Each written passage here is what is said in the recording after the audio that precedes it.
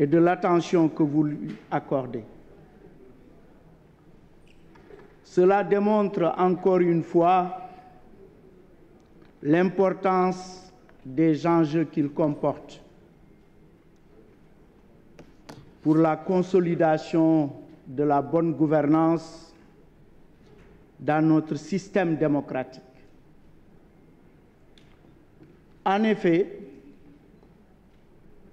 le projet de loi vise à renforcer l'OFNAC en s'appuyant sur d'importantes innovations. Mais j'en citerai d'importantes innovations touchant 4 domaines très précis. Tout d'abord, les pouvoirs de l'OFNAC. Ensuite, le délai de prescription de l'action publique. Par la suite également, l'enrichissement illicite et les mandats des membres de l'OFNAC. Pour le premier domaine, en ce qui concerne le renforcement des pouvoirs de l'OFNAC, longtemps revendiqué par la société civile, le renforcement des pouvoirs de l'OFNAC porte également sur 4 innovations majeures. La première innovation a trait au pouvoir de garde à vue, 48 heures renouvelables une fois, conformément au Code de procédure pénale. La deuxième innovation majeure se rapporte au pouvoir de gel de fonds ou ressources détenues ou contrôlées ou possédées par des personnes contre qui il y a des indices de corruption ou délits assimilés. Deuxième innovation majeure, toujours dans le cadre du domaine de renforcement des pouvoirs de l'OFNAC. Troisième innovation majeure, toujours dans le domaine du renforcement des pouvoirs de l'OFNAC, la création d'un fonds d'intervention pour l'appui aux missions de l'OFNAC. Et sur ce, une question posée par l'honorable député Sohnaba, pourquoi le fonds d'intervention est intégré dans la loi? Le président Seydou Diouf a répondu à cette question, mais vous verrez qu'à l'article 22, c'est l'article qui met en exergue la création de ce fonds d'intervention et que s'agissant maintenant des modalités de fonctionnement du fonds, ça ne figure pas dans le texte de loi, nous renvoyons à un décret. Mais la quatrième innovation majeure, toujours dans le cadre du renforcement des pouvoirs de l'OFNAC, se rapporte à la médiation pénale, mais sur proposition du mis en cause. C'est un instrument moderne de recouvrement du produit du délit. Elle se développe à travers le monde.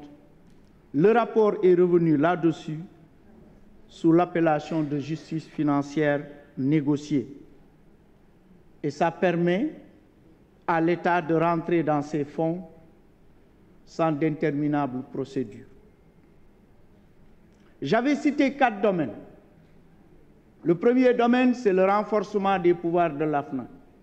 J'ai également cité les 4 innovations majeures dans ce domaine. Le deuxième domaine,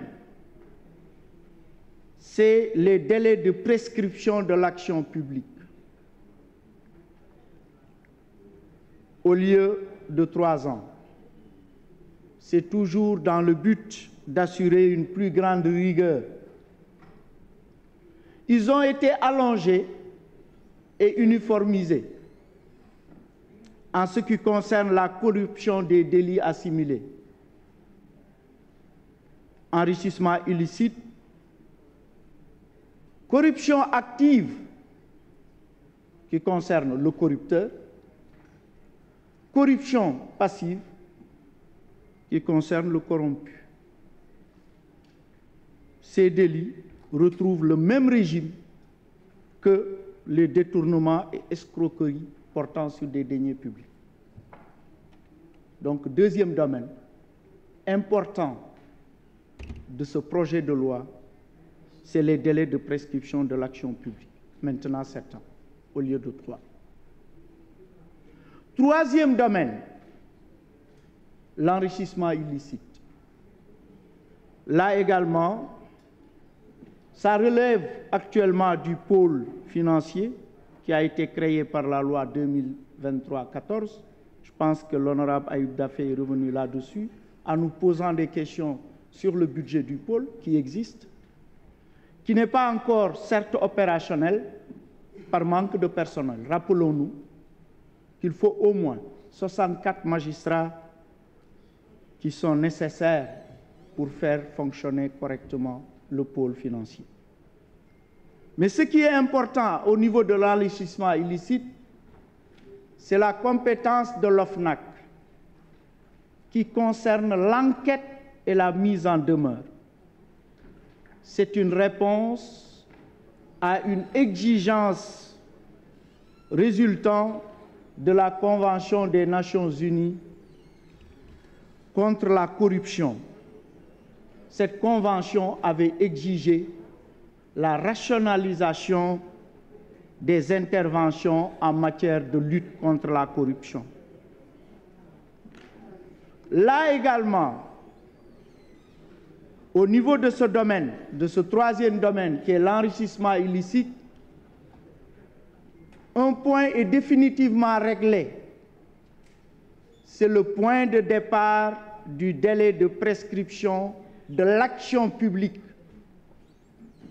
Maintenant, à travers ce projet de loi, il s'agit de la date d'acquisition des biens en cause.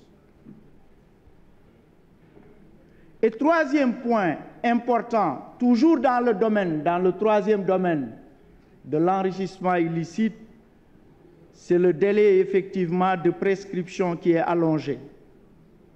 Rappelons-nous qu'en matière de poursuite concernant la criminalité financière, les infractions peuvent avoir des ramifications internationales.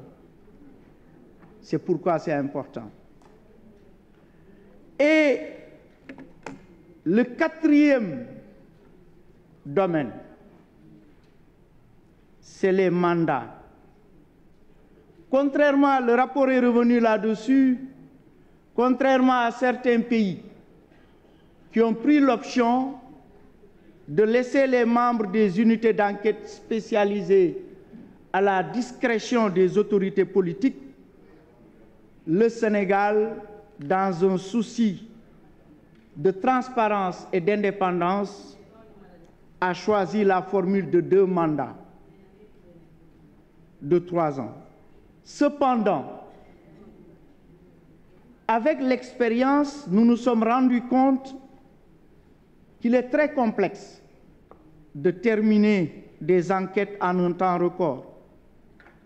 C'est pourquoi, dans ce projet de loi, nous avons proposé des mandats de 5 ans, renouvelables une fois. Mais il y a quelques considérations que vous avez abordées, honorables députés, notamment sur 2 points majeurs qui méritent quelques clarifications. C'est la désignation des membres de l'OFNAC.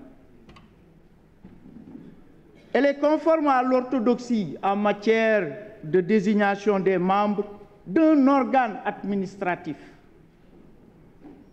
C'est le président de la République qui nomme les 12 membres de l'OFNAC.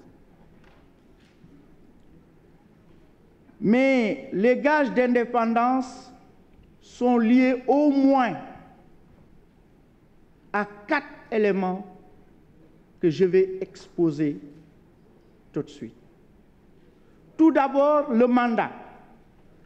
Le principe, c'est 5 ans renouvelables une fois. Une question a été posée, effectivement, par l'honorable député Sohnaba sur le renouvellement de la moitié. Ce qu'il faut retenir, c'est qu'après 5 ans, les 6 membres vont être remplacés pour garder certains dans un souci de continuité. Donc pourquoi nous disons que la désignation est conforme à l'orthodoxie? Au-delà du mandat, il y a le caractère sélectif de leur profil, puisque à l'article 4 de la loi créant l'OFNAC, je vous lis exactement l'article 4.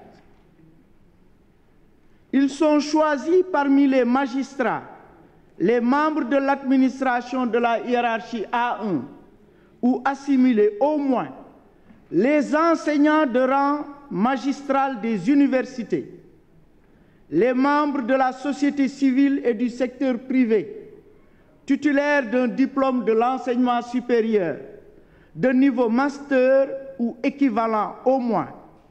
Tous les membres de l'OFNAC doivent justifier d'une expérience professionnelle d'au moins 10 ans. Que vous soyez dans le public, ça a été également une question, ou dans le privé, il faut une expérience professionnelle de 10 ans. Au-delà du mandat, au-delà du caractère sélectif de leur profil, il y a également leur immunité. Article 9 de la loi 2012-30, où je le lis extenso. Les membres de l'OFNAC ne peuvent être poursuivis, recherchés, arrêtés, détenus ou jugés à l'occasion des avis, opinions qu'ils émettent ou pour les actes ou décisions qu'ils prennent dans l'exercice de leur mission. Donc, au-delà du mandat, du caractère sélectif de leur profil, de leur humilité, le 4e élément majeur, c'est leur autonomie. Article 1er, dernier alinéa de la loi 2012-30, qui stipule exactement que dans l'exercice de leurs fonctions, les membres de l'OFNAC ne reçoivent d'instruction d'aucune autorité. Voilà pourquoi nous pouvons dire avec raison que le mode de désignation des membres de l'OFNAC, ici dans le projet de loi, est conforme à l'orthodoxie en matière de transparence et d'indépendance. Le secrétaire permanent, ça a été également une question posée. Il est choisi parmi les fonctionnaires de hiérarchie A ou équivalent, mais cela figure actuellement dans le décret 2018-1224 qui organise l'OFNAC. C'est pourquoi nous ne sommes pas revenus là-dessus au niveau du projet de loi. Mais un autre élément qui me semble important, qui a été abordé et qui nécessite qu'on vous dise qu'il n'y a pas de conflit de compétences entre l'OFNAC et le parquet. Les instructions qui sont soumises à la compétence de l'OFNAC ne le sont qu'en ce qui concerne l'enquête et ne touchent en rien la compétence du parquet, devant qui, d'ailleurs, l'OFNAC envoie les dossiers à la clôture de ses investigations. L'OFNAC est une unité d'enquête et non une juridiction.